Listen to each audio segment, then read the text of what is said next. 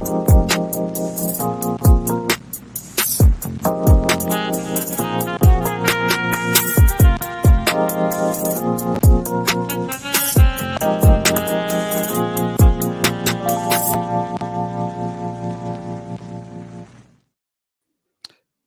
Leroy.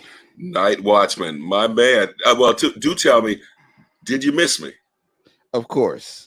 And did we also miss the entire month of August? Well, I didn't miss it. I was here. No, that's not true. I was in Georgia for Georgia. I do remember that. Absolutely. That's right. And you were out of the country. Okay. Well, do tell you weren't stumping for that governor in Georgia now, were you? Brian Kemp. I was stumping for Stacey, of course. But of course.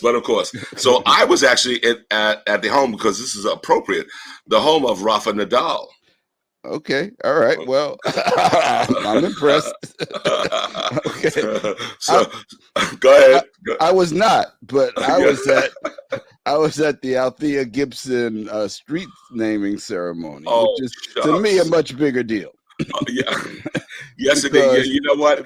I'm not even going to attempt to steal that thunder. You're a night watchman. You got it. No disrespect to Rafa, but Althea had a bigger impact on the sport. Okay. Yeah. Well, and the reason why we're doing this show here is to tie it all together, because, as you know, we're in the midst of the U.S. Open. This looks like Serena's last dance, so to speak. And it's an opportunity for us to recognize the legend that is Serena, the legacy that is Althea Gibson, and also to look for the future. So absolutely. So we got a couple of guests that can really speak to this, huh? Right. But before that, let's do just a little presentation of the actual street naming ceremony. So you want to...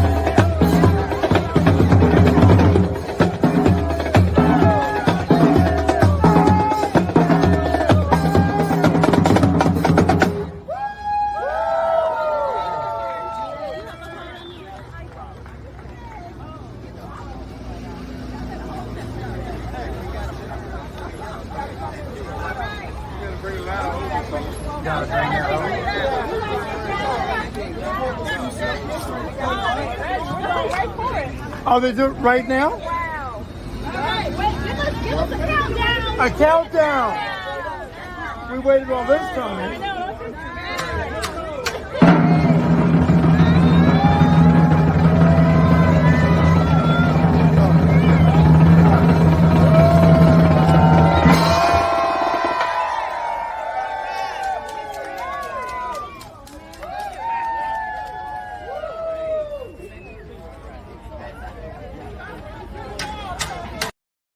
And that's how we do it in Harlem. Wow. So I did actually miss some serious excitement. Yeah. Listen, everybody was there. All of our elected officials, a great turnout by the community, a great turnout by the local media. So, okay. And beautiful. So who we have to thank for this? You know what? I guess the public at large, but also the village of Harlem. Right, but I was talking about in particular the guy who has worked on this for years. No, not that guy. Not that guy. That guy. Yes. You talk about a veteran of Soul Lounge Primetime, the Honorable Glenn Gilliam. Is that him? And as you can see, he's living on that corner right now. Never left, Bob. Never left. Protecting it at day and night. All right. Okay. So, we also have who was at that ceremony, Dr. Keith Taylor. Hello. Yeah, and I think we're going to bring Curtis back. We need to. I mean, really, it's a much better show. They're trying to erase you, brother. Dr. Keith, you see what I put up with. You see what happens, right? I see, and please hang on. We want you here for the entire show. Everybody's got material. I love it. He's gone. Okay. All right. Well, we have to make room for the youth. So I want to introduce Corinne Chau and I'm going to actually go to my cheat sheet because she already has, a bio that I can't remember all the things, but I can tell you this. She's a high school senior, also a community volunteer, National Honor Society member, 2-sport scholar athlete, both tennis and volleyball. And she and her mixed doubles partner earned their school a state tennis championship. I believe she is from the state of Maryland. But what she's also known because she is not just an athlete, but she's also an activist. She has raised money for the Whirlwind Johnson Foundation, and we're going to talk a little bit more about that. She's a member of the USTA and the American Tennis Association, which is the oldest black tennis association in the country. And so we wanted to have her on because she represents the living part of the legacy of tennis that is ongoing, and the spirit that that has existed since before Althea and then continues to date. So welcome everybody to Soul Lounge Primetime. Yay!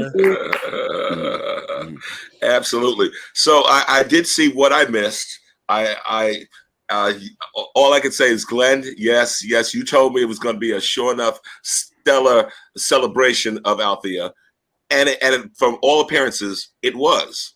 But you know what? The thing that really kind of gets me is that, Corinne, I'm looking at the future of tennis. And so I'm really, really, truly gratified with that. And then, you know what, Dr. Keith, without you there in Central Harlem, making sure that stuff like this happens and that, our legacies are remembered and also honored and put forth. Thank you for the service, man.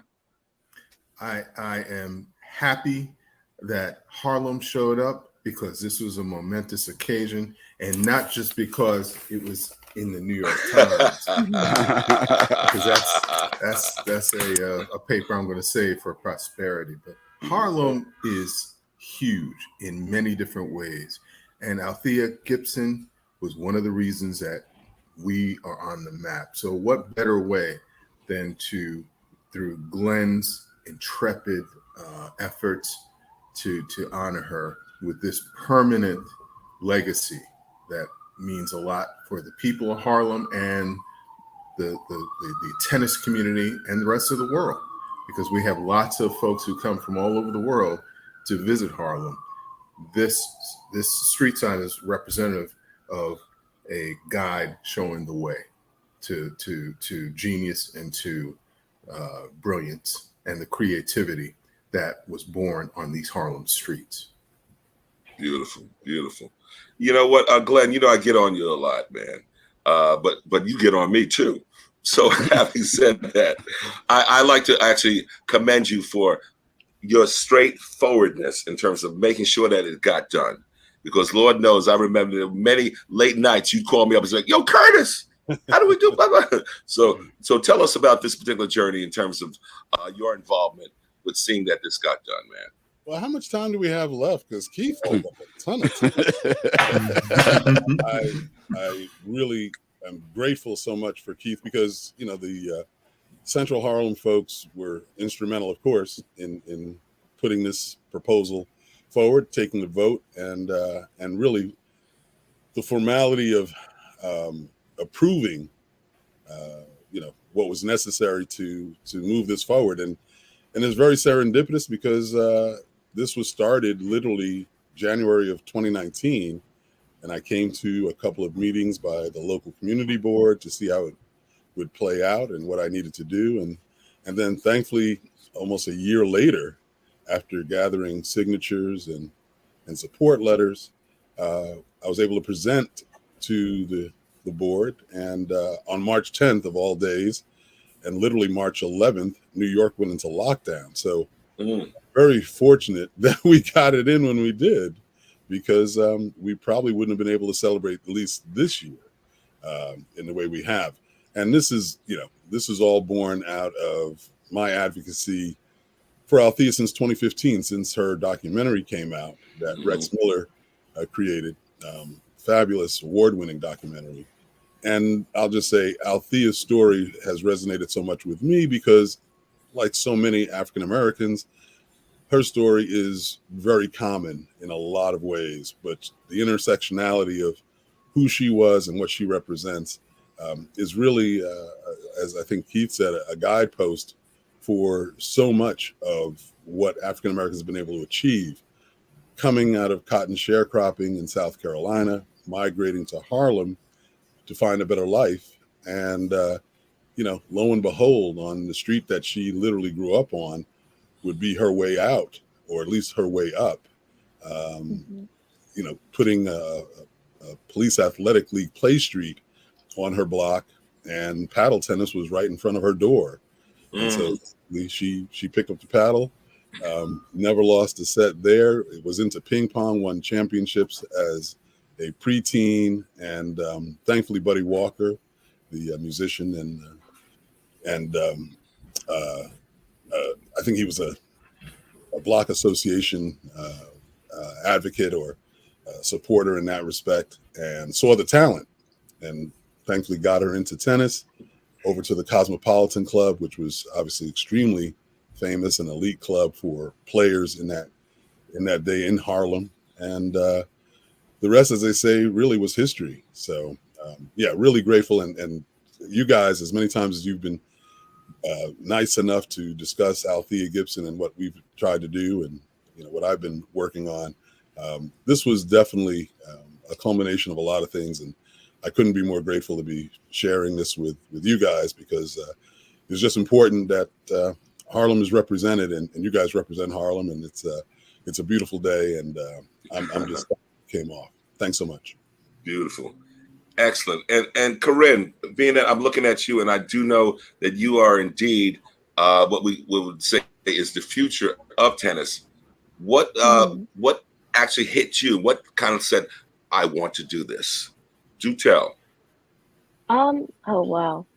So I started my Whirlwind reading challenge that in August of 2019, and I found out about Whirlwind Johnson, who was one of the greatest influences, also like Dr. Hubert Eaton, for Althea Gibson, in the same Rex Miller Althea documentary, when I played at the ATA national tournament in 2017, I think. So that really, and then, oh my God, getting a speech at the Althea Gibson ceremony for the unveiling of her street, that was insane, because she was one of my biggest mentors as a child, because if it wasn't for her, then I wouldn't even be holding a racket. Nice. Okay. All right. So and you know what, So, can you Go talk ahead. a little bit more about Whirlwind Johnson? Because I know a lot of people know about Althea, but they don't know about that part of the story. So maybe you can tell us a little bit more about that, and what got you into it, and then tell us a little bit more about the reading challenge. Okay. So when I watched that Althea documentary in 2017, I learned about Dr. Whirlwind Johnson, who was one of her coaches and inspiration to go on. He had a youth program, and he has a tennis court at his house. And I actually got to play on that tennis court where he trained Althea Gibson and also Arthur Ashe. So that was crazy. Yeah. But he trained youth Black tennis children, because they weren't able to play in the normal tournaments, and then but the ones that they could play, he would have them all get on a bus, and they would go all around the country to all those tournaments. And I really decided to do a Whirlwind reading challenge, because his tennis court and his house, which is right next to it, is getting renovated, and they needed money, and I raised that in some of the money, because they already restored the court, and they're trying to turn his house into a museum for him. Wow. Nice. Oh man. You know what? Okay. I want to actually make a little statement. I'll have any one of you guys weigh in on this. Okay. So certainly we do know that Serena, this is possibly her swan song. This is the time that's her last major. Certainly we do know that she had been chasing, I guess, Margaret Court's record. But I have to say that is it not true that Margaret Court actually participated and said her stuff before the Open era? So, having said that, I would submit to you that Serena's accomplishments are that much more greater than anyone in the history of tennis. Someone take it. Well, needless to say, we don't use Margaret Court's name on this channel. So Right. outside of the fact that you got most of that right. Anyway, no, I mean, I'll take this as the tennis historian on the panel.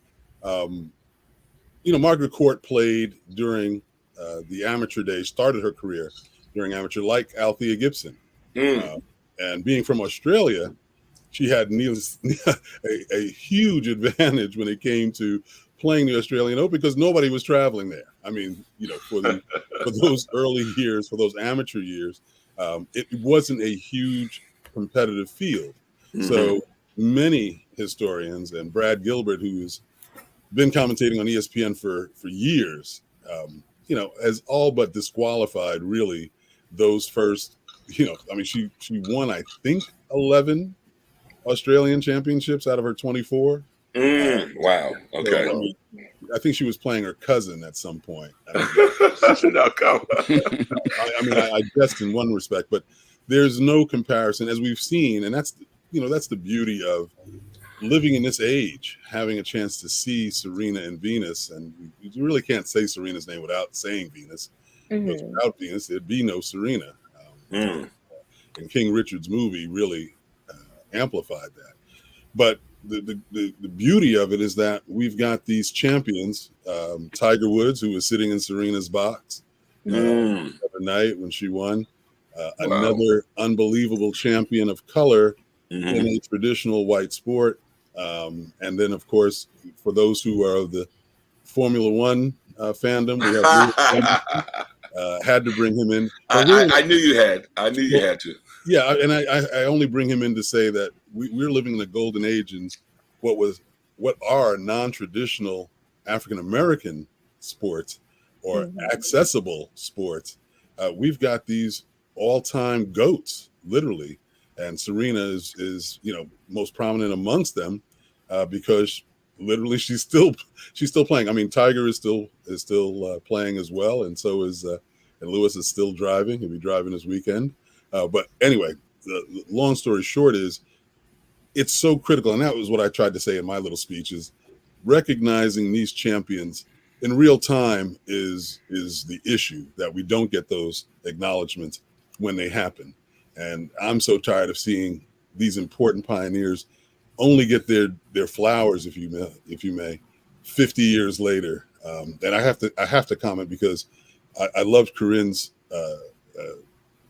discussing the Whirlwind Johnson Foundation, because Dr. Johnson, who coached the only other two Black inductees in the International Tennis Hall of Fame, had to wait 40 years after he died.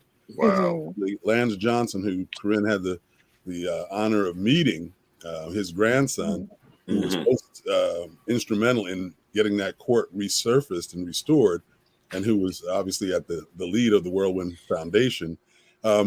Unfortunately, he's passed, rest in peace, but he always took the time to lobby and advocate, as his whole family did, for the better part of 38 years. He didn't get inducted, Dr. Johnson, until 2009. He died in 1971. Wow. Wow. And as you guys know, I've been advocating for Richard Williams and Oracene Price to get in because they've been facing really rule changes since their nominations have been put into submission. So it's really critical that we have platforms like this will discuss these things, and that we have some folks who are really ready to ask the hard questions and make sure that we get these honors in real time. So appreciate it. Nice. I just wanted to say 3 words. Althea came first, and that was reiterated throughout the ceremony, and rightfully so, because when we look at tennis greats, she created the space with which all of our African American stars, came on afterward, and it's hard for me to imagine having to go into a back door of a facility in order to play, and then having to leave out of the back door because of the forces of discrimination, de facto and de jure, that existed throughout the world at that time. And she did it. The tenacity, the mental fortitude that was required to deal not just with the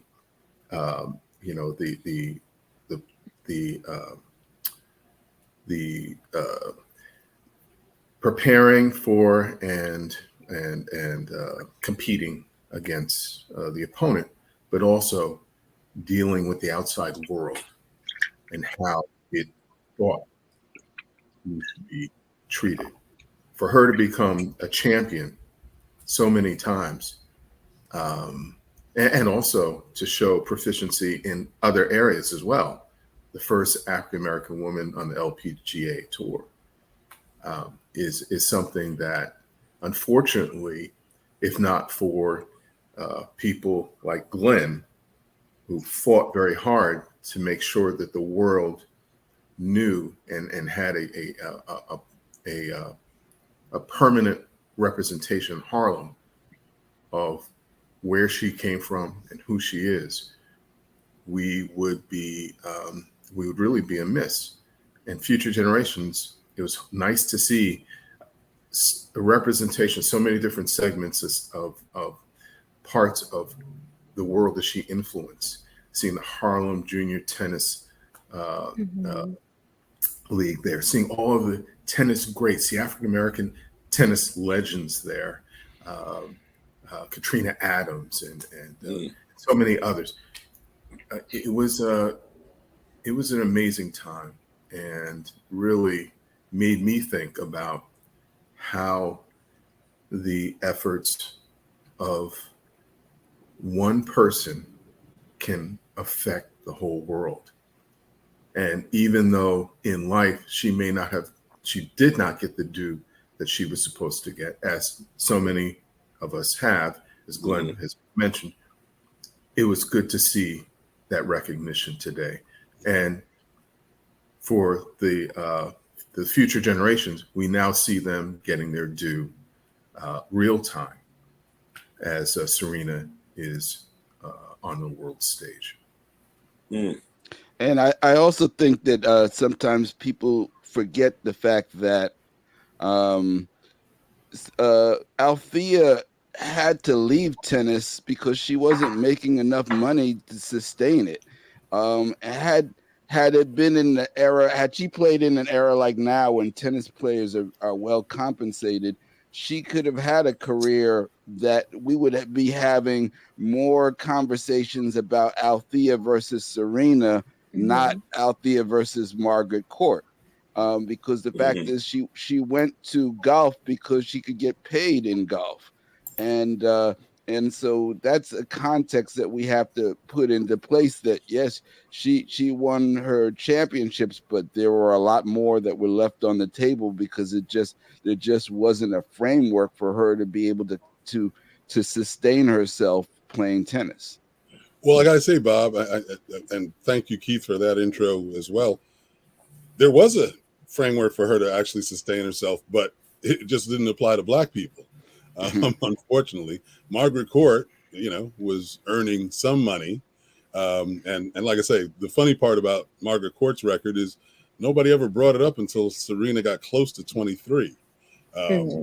We didn't hear about it when Steffi Graf was amassing 22 championships. It was only brought up as some kind of a benchmark because someone of color, namely Serena, was threatening it. And, and really, I think the most important part is Althea was doing this as a single woman in the midst of Jim Crow around the world.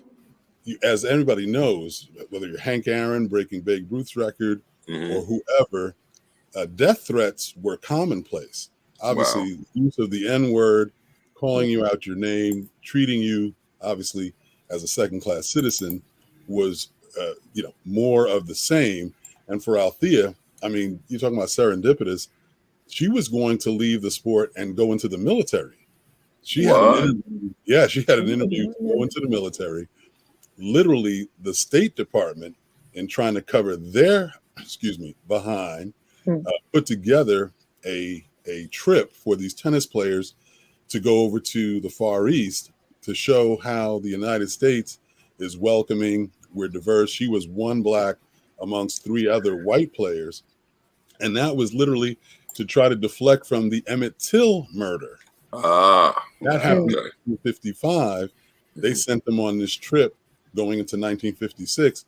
And lo and behold, that's where Althea really honed her craft, in the sense of knowing she could earn a few dollars as a stipend and as reimbursement, but she had to stay healthy so she could perform, and she had to win. And that really honed her professional skills. And quite frankly, if it wasn't for that State Department trip, she may have left the sport much earlier. And to your point, Bob, no doubt, Serena would have been chasing Althea's records, because out of 19 finals, she won 11 of them in singles, doubles, and mixed doubles. And just as a point of trivia to a degree, Dr. Johnson played mixed doubles with Althea and won 6 titles at the ATA, which most people don't know. He wasn't just a mentor and a coach; he was a partner of hers. So, Wow. Yeah, really, I mean, there's just such a breadth of history that most people are not aware of. And it's one of these things that Rex Miller's film is excellent in that respect. It brought to my attention the ATA. I was so immersed in Negro Leagues and the United Golf Association. It predates all of that, starting in 1916. And for Bob, my co-alumnus, Tally Holmes, class of 17 at Dartmouth, was part of that founding group. Wow. Put the ATA together. And with any luck, I put in an application for their nomination finally to the International Tennis Hall of Fame, which should have happened generations ago. I mean, they're 106 years old, and they're finally getting nominated for the Hall of Fame. That's ridiculous. But that's what happens when you have these gatekeepers who have to get invitations, as opposed to just seeing the record of accomplishment and saying, these folks deserve to be in. Anyway, appreciate it. So the other thing we need to talk about is that before Althea, there was the community, because the community raised funds for her to take lessons. The tennis community, Dr. Johnson, Dr. Eaton, which is that untold story that came out in the documentary, is so important, because as we see the throughput from Dr. Johnson, Dr. Eaton to Althea to Arthur Ashe, coming through Leslie Allen, Zena Garrison, Venus and Serena, right up to Corinne Chau, 2022, going back to really her introduction to this back, I guess, in like 2017. So we see the throughput of our community, which not just the Harlem community, but just the Black tennis community, making such a support system for this to happen. And it just reminds us our own responsibility of maintaining this legacy, Well, I just have to jump in and just quickly say those names that you mentioned were incredible. They have on their website, the International Tennis Hall of Fame, Breaking the Barriers exhibit, which they've had up now for almost the better part of a year, which is the incredible legacy and chronology of Black contribution to the game. Created a committee to find Black and brown candidates deserving of being inducted. So it's just a whole lot of CYA. And unfortunately, and look, I appreciate Katrina Adams so much, because she has done so much. And we've been on opposite sides at times. I mean, I've had to try to say, hold to account, because she has those positions of prestige and opportunity, and she has taken those gratefully. And she's now with the International Tennis Hall of Fame. So unfortunately, with that comes some baggage, because say Dr. Eden is not in the hall. There is a lengthy list of people who deserve to be there, and the folks of more recent times who deserve recognition. It's unfortunate. I'm glad the USTA is trying to do something to elevate the legacy of HBCUs. I don't always agree with exactly the tactics, but I'm glad they're putting that in the conversation. It's important. And now to just give some substance, and which they're doing more of this year, thankfully, and just talking about that great legacy of contribution. Because without the HBCUs, I should say, the ATAs would have had no place to play. I mean, we talked about Green Book before in terms of places that Blacks could actually participate and perform, or even stay in a hotel or rest or what have you. But the HBCUs provided that foundation that the ATA in 1925, the ATA could start playing at these various venues, and their in terms of coaches and players is outstanding and should be well known. And we're losing those programs. I just got to say that's another program, obviously HBCU, and the need to fund those scholarships.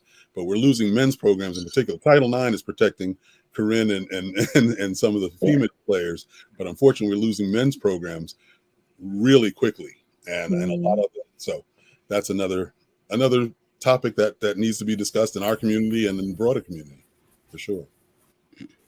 I also want to just take a moment and just do a kind of a screen share. I want to make sure that people also know about the Whirlwind Reading Challenge website, which in case people want to participate with that. Let's see if I can do it here. My tech skills are a little rusty. Get rid of Curtis, we'll be fine.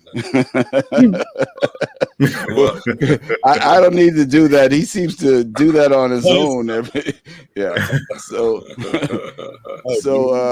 So this is the Whirlwind Reading Challenge website, and that is the URL.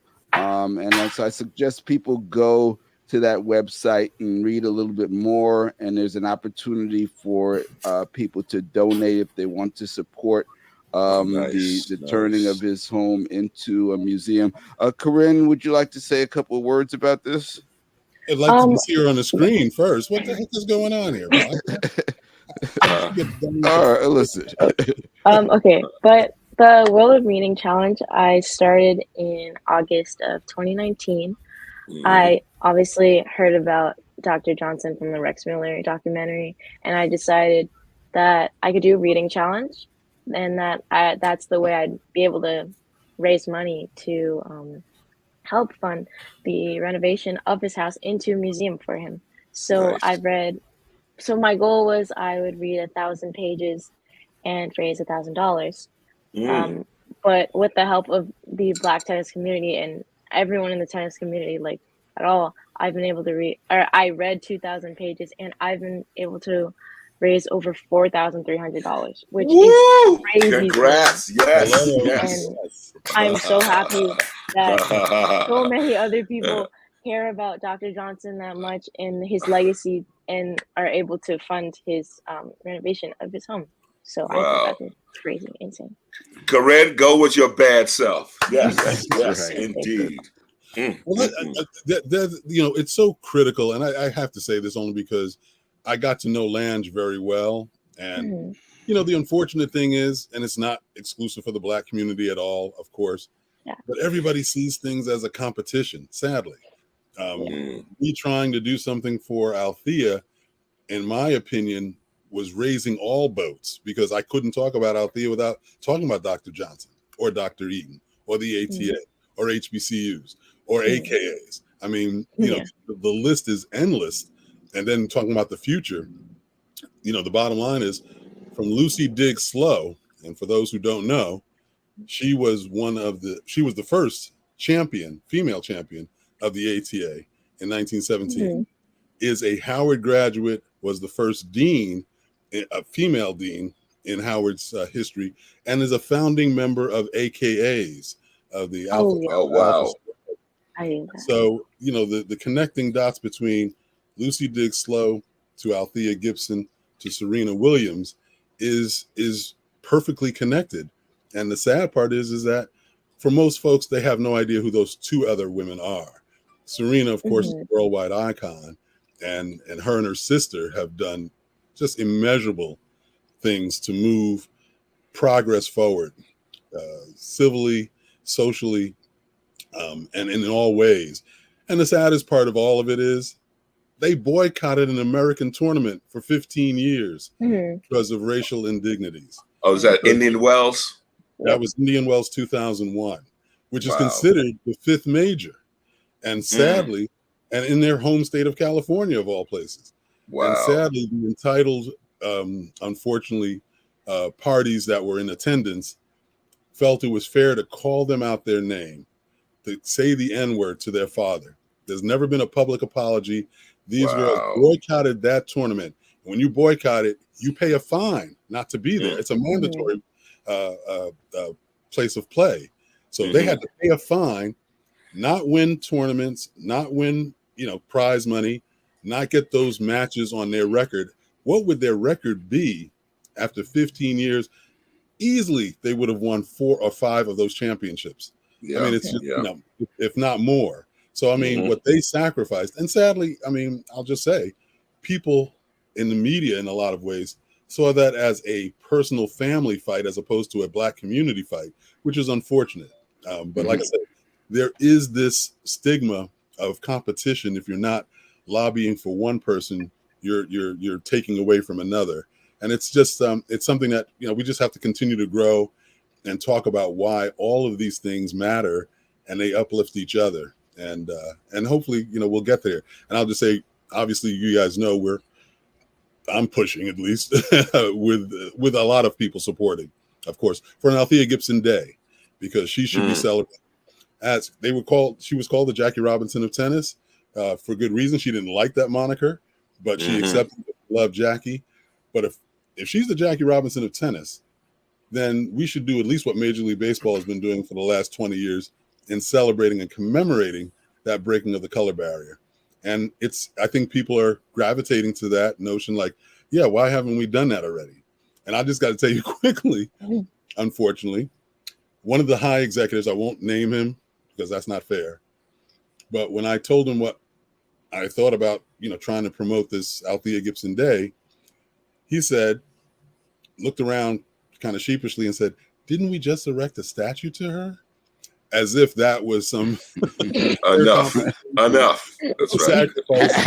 Haven't we done enough for you people? You are coming back again asking for more. It's not. You got a street sign in Harlem, for God's sake. It wasn't Angela Bassett in the new Wakanda Forever. Never enough.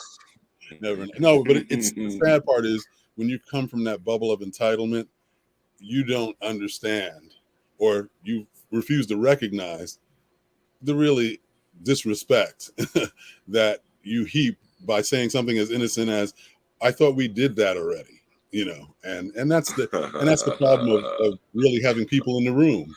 If you don't have people in the production room, if you don't have people in these rooms to bring these things to the attention of folks who are just not connected, then sadly we keep treading water. So, we're just going to keep chopping. And Dr. Keith, I have to say, from your perch in Central Harlem there, and of course being the chair of the Landmarks Committee, certainly with the changing demographic, have you felt some pushback from the new inhabitants of the community for these, let's say, street renamings, or even looking at some of these historic structures and say, you know what? No development here. Let's see if we can go back and preserve the legacy of that particular structure that's iconic to my community. Dr. Keith. Well, I'll tell you, the effort to preserve Harlem's legacy in all of its wonderful ways is an ongoing one, and it's one that's difficult because the pressures are not just from newcomers who may be indifferent to Harlem's past or they may not particularly care for it because they see Harlem as part of Manhattan. Certainly developers see Harlem as part of Manhattan. And so that is the stance that they take. And the effort to continue to preserve Harlem's legacy as a mecca for the Africana experience is something that is ongoing, and something that the local community boards and Block associations and other stakeholders work hard to make sure is not swept away through development and through indifference. And I just want to also say the consequence of that entitlement for people in our communities is that they end up not knowing the legacies of their forefathers. And so walking down these streets and not knowing all of the amazing things that happened with the people that lived here that affected the entire world is something that we're trying to correct and trying to hold up to the rest of the world as not just an example of Harlem's significance, but an example of how Harlem's people affected the rest of the world and world affairs and world events. Althea Gibson is an example. And I think due to Glenn's foresight, having the dedication on her birthday, her 95th birthday, is really perhaps a example of when a good Althea Day might take place. The same day that Althea Gibson Way was dedicated. So that's something to look forward to, hopefully. And for sure. We won it during the main draw, though. We unfortunately, her birthday usually falls during Fan Week, which was last week, and sadly, it's a great time. And quite honestly, back in the day when they played the U.S. Nationals, which she won, it was on her birthday that she actually broke the color barrier in 1950.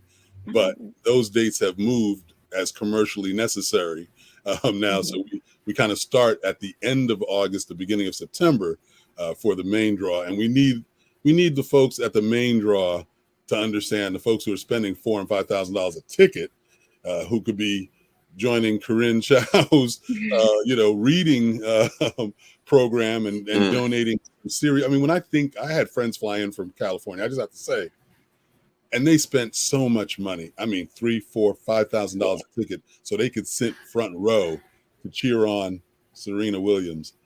Man, if I just had a tenth of what was spent just by Black people who came to see Serena play, airfare, hotel, tickets, man, we could fund a lot of screenings. We could do so much good work, and not to belittle their support and their fandom, but it's just, we've just got to find a way to tap into these folks. And that's the other part of this, the celebrity part, the part that taps into the folks who have the most and who have the ability to enjoy these things. We've got to give them more reasons to be courageous and invest behind our legacy. And the critical part of what Keith was saying is that the denial of the knowledge is one thing. We'll never close the wealth gap when we keep dismissing. And that's the reason they do it, is to keep us from. There's 3 survivors of the Tulsa massacre in 1921, all over 100 years old. They're still trying to deny them reparations. I mean, these people witnessed their community decimated, people killed, stores, businesses, homes destroyed. That generation will never be able to pass on anything. And the craziest part is the mayor, his family literally lives off the back of 1,000 slaves that they own. And he's got the nerve to say, well, the present generation didn't enslave anybody. Why should we be bothered with dealing with this current trauma? No, I mean, it is all the repercussive events that have taken place. And, talking about gentrification in Harlem. I mean, there is so many things that have affected our community. We know Seneca Village and York Hill and Central Park, flooded, drowned, all of that. There's a bunch of communities around the country. We keep losing these things because, unfortunately, we're kind of at the whim of the entitled. So we've got to stand up. We've got to talk about it, and we've got to reclaim these things. And I'm a reparations guy, I tell you. All right, fine. Anyway, sorry, Bob. Well, I also that's think all right. It all kind of connects in that, I like to use this term e-racism, which is basically taking any history that includes Black excellence somehow manages to not get beyond the next generation. And this is why we have to fight to get it back. And that's why one of the reasons why we're very impressed with Corinne, not only for her efforts in sports, but for her efforts to understand the history and her commitment to reading and preserving that legacy is really, really so important. So we really appreciate your efforts in that regard. Corinne, I also want you to talk a little bit, because you stand also on the shoulder of your parents, who were also tennis players. So let's have a couple of words about them and how that affected your desire to play tennis. Okay. So my parents actually met on a tennis court, which is funny. So obviously tennis is in the family. So at a young age, my parents taught me all about tennis. My mom taught me all about the greats like Arthur Ashe and Althea Gibson. So I learned all that from a young age. So I've always known that they were so important to me in my tennis career per se. Well, that's crazy. Yeah, because I learned, obviously, since tennis is like in the family, they met on a tennis court. I started playing when I was probably 5 years old. So I've been playing for almost 12 years or something. So it's always just been, tennis has been such a huge part of my life. And none of it would have been possible for my mom or my dad if it weren't for Althea Gibson and Arthur Ashe. So. Well said. Well said. Well, can I just pop in one quick second? And I don't mean to dominate anything. I just wanted to say that's the reason I try to do these things. We had a great event up in Charleston at the Charleston Open, and that's South Carolina's Althea's home in terms of where she was born. But it's always about Corinne, and I have to mention Amanda James, who was the 9-year-old who was just unbelievable in her own testimony of the importance that she learned of Althea, and the fact that she said when she's on the court and she's the only Black girl there, that she has to remember folks like Althea who sacrificed and made such an important leap in terms of facing all of these indignities and these slights just to break through. And that's, I'm so grateful that Corinne's on this program, and that I've met her mom and her dad, and those stories of young people who get it is just not as commonplace as I would hope.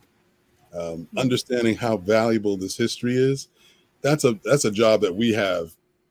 My generation, maybe we dropped the ball, and putting a value on this history. If you've dealt with Scholastic or anybody else who feeds our schools, Black history information is free, but you have to ask for it. There's no compulsory Black history, and of course we say Black history because they don't include it as American history, which is what it is.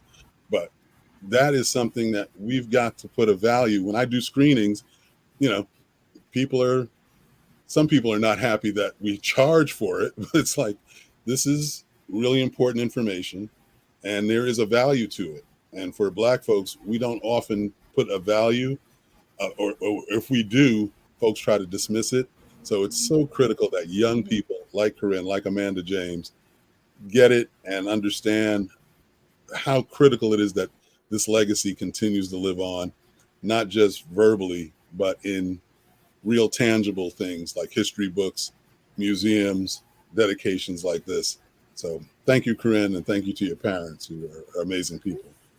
Yeah, I just want to also say that just my generation in general, we always tend to focus on the here and now. If we really want to look back on the past, they kind of have to make an effort to do so, which is bad because if you don't know the past, it's bound to repeat. That's what my mom always tells me. So you have to learn about the past if you really need to appreciate where you are now, because without the past you would not be here. Well, it's important to be able to hold folks accountable, and unless you know that history and can give the facts, then they can dismiss it. And that's the problem with media in general. Yeah. In terms of the folks that Fox News that we know create their own narrative and dismiss the facts. They don't care about misinformation because it feeds their story. We've got to be able to counter that. We've got to be able to say, no, hold it. As Jeannie Ashe says at the end of the documentary, so many people think Arthur Ashe broke the color barrier, thought he was the first to do. No, Althea came first, which I don't mind putting out there now because I've trademarked it. So yeah, I had a mixed doubles tournament for my reading challenge, and this woman was like, "Oh, I've never heard of Althea Gibson. I know who Arthur Ashe is, but I do not know who that is." And I was like, "Okay, let's work to have people like not be like that and know her as well." So, but that's the power of film, though. Hidden figures. Who knew about Dr. Johnson and Dorothy Vaughan and all these amazing women? I mean, thank God for oh my God, the woman who wrote it, whose name is escaping me right now, but just an amazing story. Pharrell, obviously, getting involved with production, but that's why documentaries and film are so important. Unfortunately, people don't read as much as they used to, and you still need to put things in books. We need to put facts and information, but these movies, these films, these documentaries make such an impact on a broader scale. Really, really critical. And Althea and Dr. Johnson knew each other, and that's another amazing story, but I won't bore you with that today.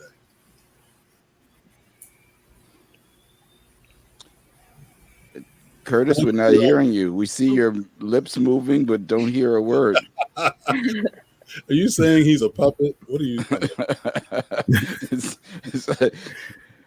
This is like one of those kung fu movies. You killed my teacher. I want revenge. Prepare to die. He's funny if he didn't have headphones on, but it's hilarious that he has headphones on. It's all good. He's got a great smile. All right. So, yes. So Curtis has been out of the country, and so while we were gone, we sent the gnomes in to mess up all his technology. So. Well, let me just say this quickly. I'm still going to lobby for that additional block between Malcolm X and Fifth Avenue, because that's what we were trying to do, but the forces of the board would not allow that. And I won't put Keith on the spot as to why, but anyway, but we're gonna keep pushing for that. And Dr. Patricia Bath, who's another Harlem genius, who I think the AKAs are very interested in seeing her get her due on her home block. So the legend continues, and we're gonna keep fighting for all the ones that matter, and hopefully keep inspiring young people like Corinne. And of course, we would be remiss if we did not close out by giving Serena, Venus Williams, Richard, and Oracene Williams all their due for the tremendous impact that they've had. And Serena deserves all the accolades that she's getting, and Venus deserves the accolades that she should be getting now. And we also are thankful for the King Richard movie, because I think that, he is at least starting to get the accolades that he should be getting. And Glenn, we appreciate you're fighting every battle. You're fighting for Althea, King Richard. Pray for me. Pray. Well, I got to just say, Corinne is a perfect example of young people that, man, Coco Gauff, Naomi Osaka, these girls they're so substantive, and they're frightening the mainstream, because they are speaking just with such authenticity. No corporate speak, no PR. These girls are talking truth to power.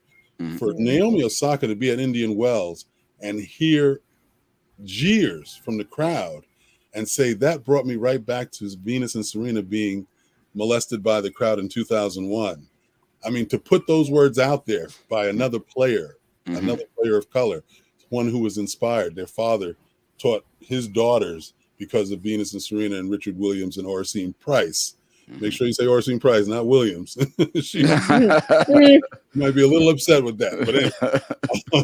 But on a real note, Mm-hmm. Coco, and I mean Sloan, and all of these this legacy is ridiculous. Mm-hmm. Alicia Parks and Haley Baptiste and Whitney Osigwe and Taylor Townsend. I mean, the list really is endless. And Francis Tiafa holding it up on the men's side, and Chris Eubanks. I mean, these young men, Ben Shelton, 19 years old, whose father played. I mean, there's so much there. And we haven't even talked about Malavia Washington and his family, what Mr. Washington did just prior to the Williams family coming on the scene. But we just have some great dynasties and great people who've just done so much to uplift and have been sanctioned by the gatekeepers, by the USTA, by other folks. So we've got to do a lot to uplift their names because it's important, and they shouldn't feel like they've been dismissed. So, yeah. So we've got to start wrapping up. So I'm going to ask Dr. Taylor to give us some final words, and then we're going to give the last word to Corinne because she's got to carry the torch on while we sit back in our easy chairs. So Keith, easy chair for you. I'll be right there. Okay. All right. As Glenn was talking, there's so many things running through my head about the importance of Harlem and why people should not just celebrate Harlem and all the people and the things that they've done. They should come and visit. And the Althea Gibson dedication, the now Althea Gibson Way, is one example of many different examples of greatness that exists on these Harlem streets in the fields of business and medicine, like Dr. Bath, and science and entertainment, of course, from the Harlem Renaissance, the great artists and musicians and writers, and everything in between, the Harlem Hellfighters, and just so many different things that are exciting and relevant to this country's history that makes Harlem a very worthy place to visit and celebrate. And I'm glad that we now have one more piece of that in terms of Althea Gibson's dedication. And she was first, and now we have a permanent reminder for anyone who comes. Thank you. All right. So Corinne, a few last words. Mm-hmm. Again, it was insane and incredible to be able to speak at Althea Gibson. Dedication to her being named after the street she grew up on. It just shows how important it is for me and everyone to know what happened in the past and how it led us to where we are today. And if it weren't for so many people, we wouldn't be here. So we have to remember that Althea came first. There it is. So we want to thank you all for participating. Corinne Chau, we're looking forward to seeing what you bring into the world, whether it be on the court or off. We know that you've got a bright future in front of you because you've got your history behind you. Thank you, Glenn Gilliam. We, as your friends, we roast you and rib you, but we're going to take time today to acknowledge you because we know you've put a lot of time and effort into fighting for this legacy, and we appreciate it. Curtis Archer, do you have any last words? Evidently not. Okay. How appropriate.